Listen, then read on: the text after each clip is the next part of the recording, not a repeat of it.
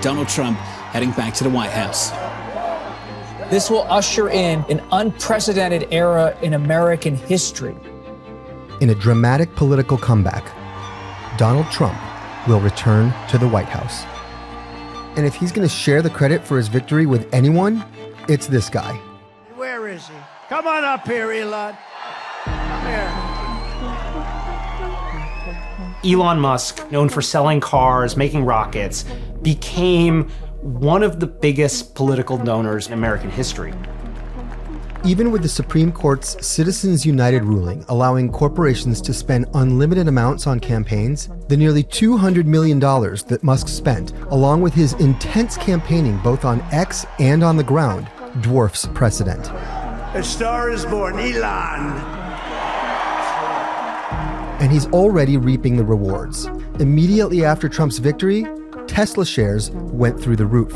In a single day after the election, his net worth goes up, by like 26 billion. And that's just the beginning. Trump is in a position to make him even richer. Musk is like the de facto vice president, and he is going to have a role kind of reshaping the contours of the federal government going forward. There's a word for guys like this. Elon Musk is an oligarch.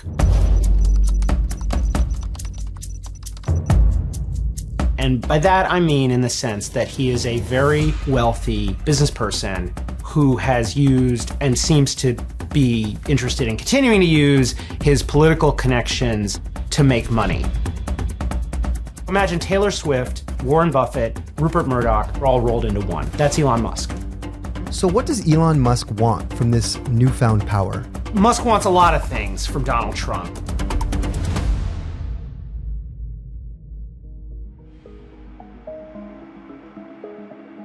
Elon Musk's journey to kingmaker began, intentionally or not, with his acquisition of Twitter in 2022. Elon Musk paid $44 billion to buy Twitter, and conventional wisdom is Elon Musk destroyed Twitter. And from a business standpoint, that is true. If you look at what investors have said is about 80% less than it was when Elon Musk bought it. But I don't think Elon Musk looks at this as a business decision. He looks at it as a cultural and a political play, as influence, as a way to change the culture from what he sees as, too left-wing, too woke, however you want to put it. It is now basically the center from which a lot of right-wing culture and political advocacy is originating. One of Musk's very first actions at Twitter, before even rebranding it as X, was to reinstate Donald Trump's account, which had been suspended in 2021 following the January 6th insurrection. His return to Twitter was marked by this notorious post. He saved free speech. Even though Trump's own platform, Truth Social, is in competition with Twitter, Musk's reach exposed Trump to a whole new audience. Musk kind of opened the door for a lot of people who maybe would never have looked at Trump or considered voting for Trump to take a look at him. Like the young men who follow Elon and think that Elon is great, now see Trump in a different light. And he has given Trump like a gravitas that maybe he didn't have before. It's one thing to have Hulk Hogan speaking at Madison Square Garden for you. It's another to have arguably like the most successful capitalist in a generation speak. The future is gonna be amazing! This is like a mutually beneficial business arrangement, right? Trump got money and got elected. Musk gets sway over the federal government. This mutually beneficial arrangement includes a new role for Musk that raises a whole host of potential conflicts.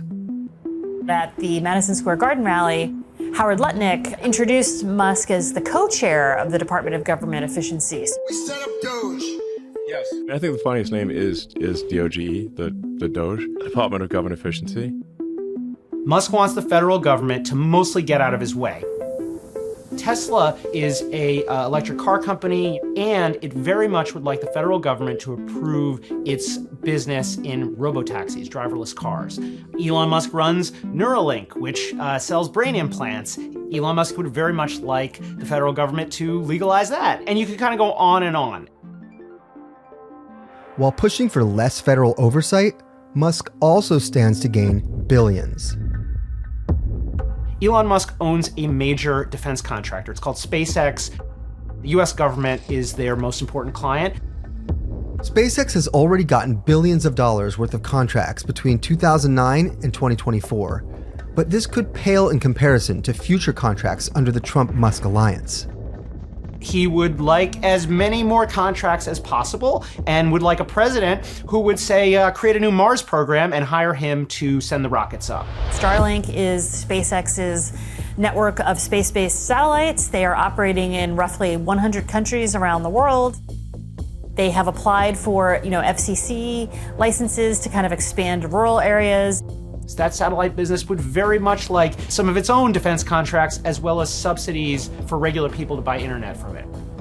It's highly unusual for the CEO of so many companies to play such a strong role in an incoming administration where he will have sway over the agencies that the government regulates.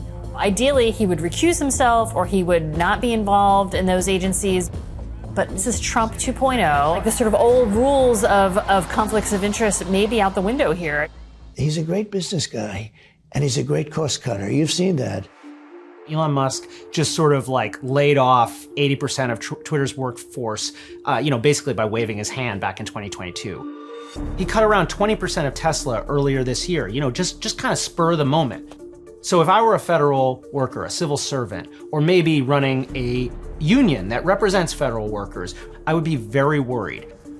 He's going to go through every agency, the Securities and Exchange Commission, the Department of Justice, NHTSA, the FAA, but I think that everything is on the table. Musk has proposed cutting up to $2 trillion from the federal budget. $2 trillion is a huge amount of money that really hits at entitlement programs like Social Security and Medicare and Medicaid and veterans benefits. That's going to bring real pain. Even with a friendly Congress, however, it's unlikely that members would approve such major entitlement cuts, given the political risks. And perhaps the most alarming conflict of Musk's cost-cutting role is his potential ability to halt unfavorable investigations into his business dealings. Right now, there are between a half dozen and a dozen different investigations into Elon Musk's companies. I can't comment, because it's legal stuff. But I'm curious what you guys think. It's not like he can just order those investigations closed, but if he is in a position to control the federal budget, what better way to deal with an investigation than to just defund the agency that is supposed to be doing that investigation? There's one thing we learned from the last Trump presidency, which is that it doesn't really matter what your job is in the Trump White House. What matters is who is talking to Trump on a regular basis. And right now, that is Elon Musk. Musk and Trump are very similar men in that they both love to be the main character. They don't like to share the limelight. And it's hard to imagine that these two giant personalities will be able to stay in the same room and stay aligned for a really long time without running into problems. But Elon and Trump need each other. And that is what's different. And that is what could make Musk's influence much more lasting.